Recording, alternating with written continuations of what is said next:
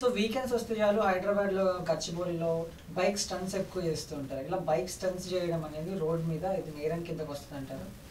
ఖచ్చితంగా శిక్ష పడతది. ఏంటంటే section 19 of motor vehicle act ఏం చెప్తదంటే, ఒకవేళ మీరు వెహికల్ అన్‌సేఫ్ మెథడ్‌లో వాడుతున్నారు అంటే, మీకు ఒక 10,000 ఫైన్, 2 ఇయర్స్ వరకి జైలు శిక్ష, అట్లా కాకుండా మీ బైక్ సీజ్ చేసుకోవడం, మీ లైసెన్స్ క్యాన్సల్ చేయడం ఇవన్నీ జరుగుతాయి. అది కాకుండా సెక్షన్ 184 అది కాకుండా సెక్షన్ 184లో డేంజరస్ డ్రైవింగ్ కింద కూడా సేమ్ 2 ఇయర్స్ శిక్ష ఇదంతా పడతది. ఇది కాకుండా ఈవెన్ బిఎన్ఎస్ యాక్ట్‌లో కూడా సెక్షన్ 125, సెక్షన్ 126 క్లాజ్ 1, 126 క్లాజ్ 2 ఇవన్నిటి కూడా ఏమంటారు డేంజరస్ డ్రైవింగ్ అంటే మీరు వెహికల్‌తోని డేంజరస్ డ్రైవింగ్ చేసి లేకపోతే ఇతరులకు హర్ట్ చేయడం కానీ ఇలాంటి ఏమన్నా లాంటివి అన్‌సేఫ్ డ్రైవింగ్ కనుక చేస్తే కనుక మీకు శిక్ష పడతది.